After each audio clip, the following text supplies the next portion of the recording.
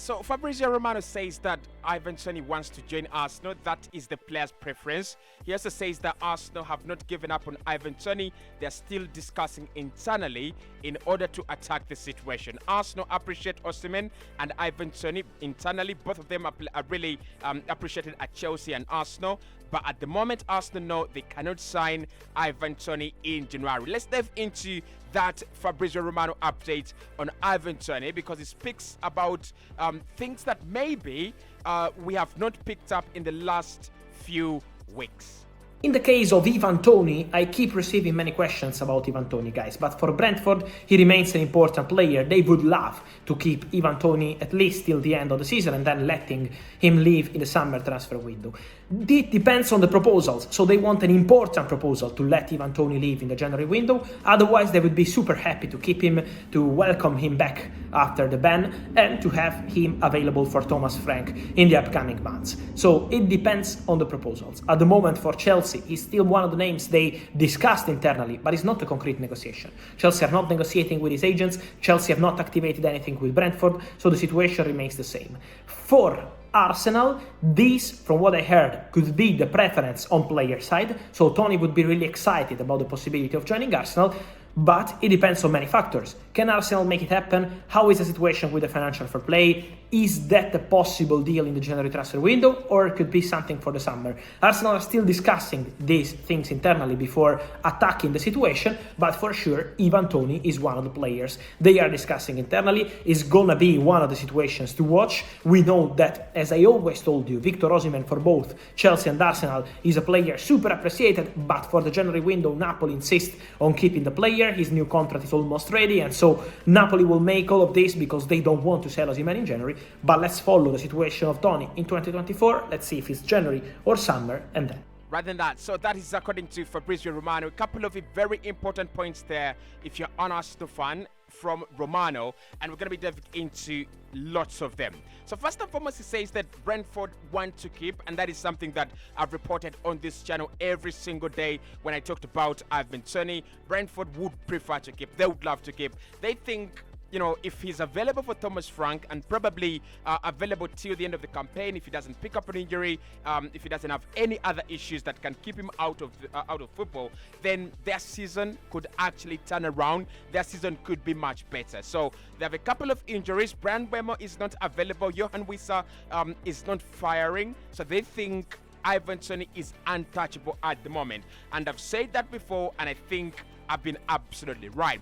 The other thing I've been right about is the nature of the offer. Romano says again that they are still open to a huge offer. They are still very open to a massive offer. So if Arsenal can go and break the bank, 70 million, 80 million, boom, on the table, they can actually accept. They will be listening to an important proposal, to important proposals only. So if there is anything that is not important, anything that the club sees as a wastage of their time, then Ivan Toney stays at Arsenal, stays at Brentford. He doesn't join Arsenal. So I think that means that Arsenal cannot sign Toney on a loan deal. That means that Arsenal cannot sign Toney in a swap deal probably. I think Brentford are very sure Arsenal will go back in the summer, or even Chelsea, because we're going to talk about Chelsea right there.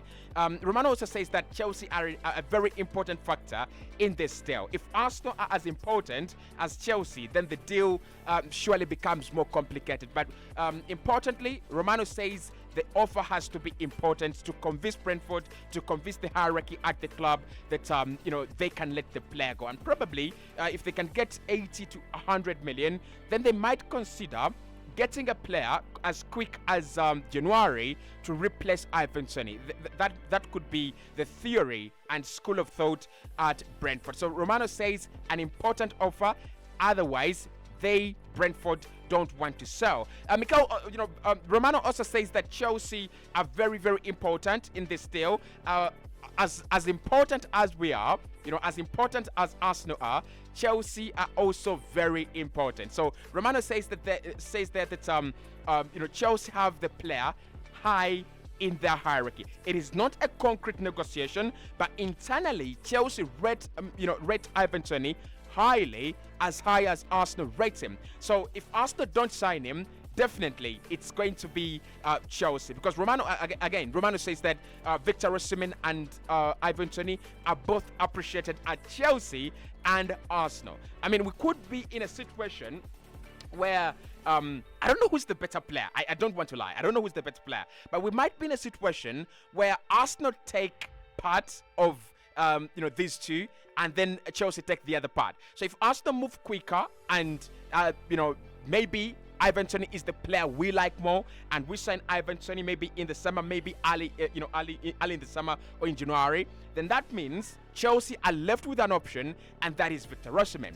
And if Arsenal are really interested in Victor Osimhen and he's the one they want, then it's going to be Chelsea, on the other hand, signing Ivan Toney. This is going to be fun for me. This is really going to be fun for me. And I tell you, there is nothing more interesting as having a job that is absolutely fun for you. Right, so Chelsea are going to be very important.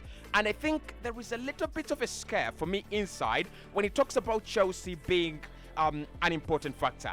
We know they have broken the transfer market. We know they don't actually succumb to FFP and all that crap and profitability and sustainability bullshit. We know that Chelsea will spend. We know that Chelsea can spend when they want, not when they can. So they can spend all the time.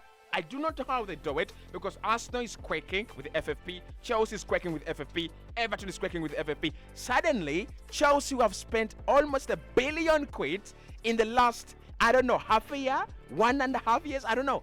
They do not even care about FFP. They're just buying players for fun. So Chelsea have done very well in terms of keeping their records either very hidden or clean. I mean, it's either or, right? It's a case of either or.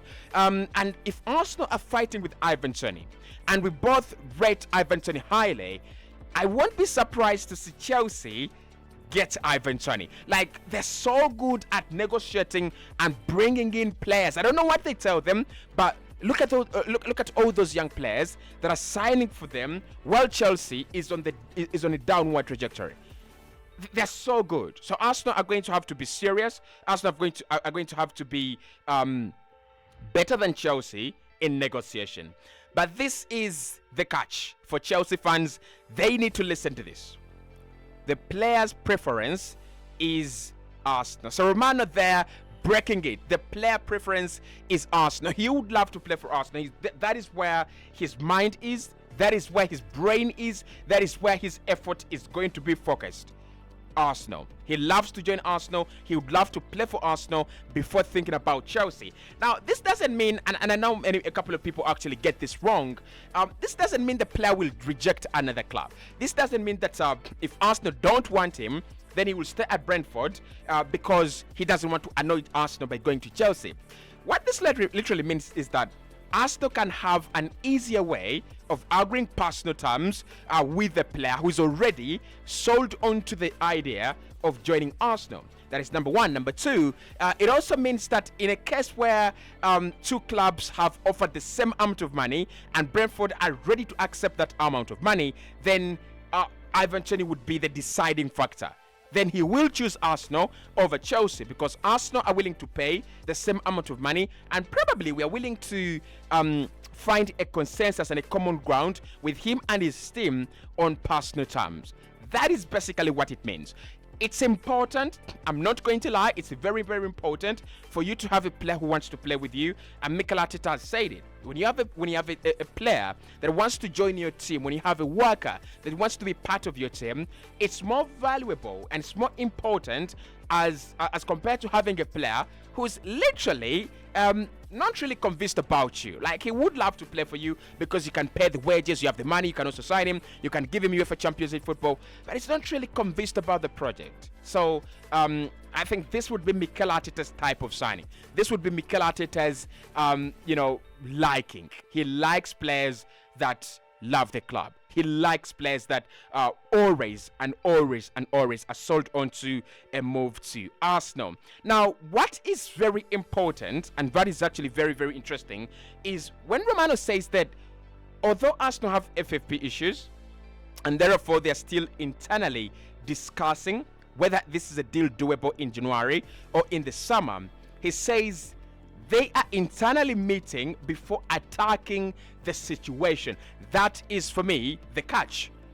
Before attacking the Ivan Toney situation. So we might be expecting an attack. We might be expecting a trial. Now, whether it will go through, there's a question there because time is going. Brentford are now increasingly becoming confident. The player will stay with them. He might even sign a new deal and all that kind of stuff. But Romano says Arsenal internal meetings are going on at the club before they attack the situation. Before we get to see what Arsenal are going to do, there is some dialogue going on behind the scenes, and that is what David Ornstein said today in the morning, that Arsenal, he won't be surprised if something is done by Arsenal and that thing is reactive. Arsenal could do something reactive in this January transfer window, especially late on the transfer window. Why? Because one, the negotiations on our FFP situation by now should be somewhere. Right? By now, the team should know, yeah, we can attack the situation or we can't. We can spend 100 million or we can't. We can spend upwards of 70 million or we can't. By this time, the club knows. So if the resolution from the meetings internally is that Arsenal can pay 50 and above million on a player, don't be surprised. Don't be surprised, like Ornstein said, don't be surprised if Arsenal attack the market later for an option. Don't be surprised. But do I think Arsenal are going to sign him? Hearing the words of Fabrizio Romano, we are not yet sure where our allegiance actually absolutely lies. Osimhen appreciated internally massively. Ivan Toney appreciated internally massively as well. What does that mean? That means that Arsenal might wait until the summer, get another 5 months to look at these two boys and go, it's Osimhen, it's Ivan Toney. And I'm very sure if Ivan Toney comes back in football and he can score around 7 to 8 goals in the last games of the campaign, that is almost half of what he scored last campaign, he will be the striker Arsenal care about. He will be the Arsenal, the striker Arsenal chase. I don't have a doubt in my mind. I don't think Arsenal are overly obsessed about, Victor Osimhen, like many people are selling to us the idea of Osimhen. I think the pundits and the fans and the major blogs out there with the bigger following are trying to sell to us the idea that Osimhen is a better player for us and Osimhen is the player Arsenal want. But that is not the case. The case is that Arsenal appreciate both of them, but I think Ivan Toney is up in hierarchy, is up in terms of liking, by the hierarchy at the club. I won't be surprised if he's the player. And remember, Mikel Arteta is a big fan of Premier League bred players that have been, bred in the Premier League, proven in the Premier League, but also Ivan has been in the Championship. I mean, Ben White was in the Championship, you remember that? I'm just saying. But Ramsdale was also in the Championship, so you remember that. But the idea for me is that he likes players that have played in the Premier League, and he likes players that have that have had that experience with not only the Premier League but even other levels of English football. So I won't be surprised if that is the advantage that Ivan Toney has over Victor Osimhen in this deal. With the FFP situation, we cannot tell. We do not know, right? Romano says, yeah, they are looking at it. They're trying to actually, get it done. They're trying to assess their situation.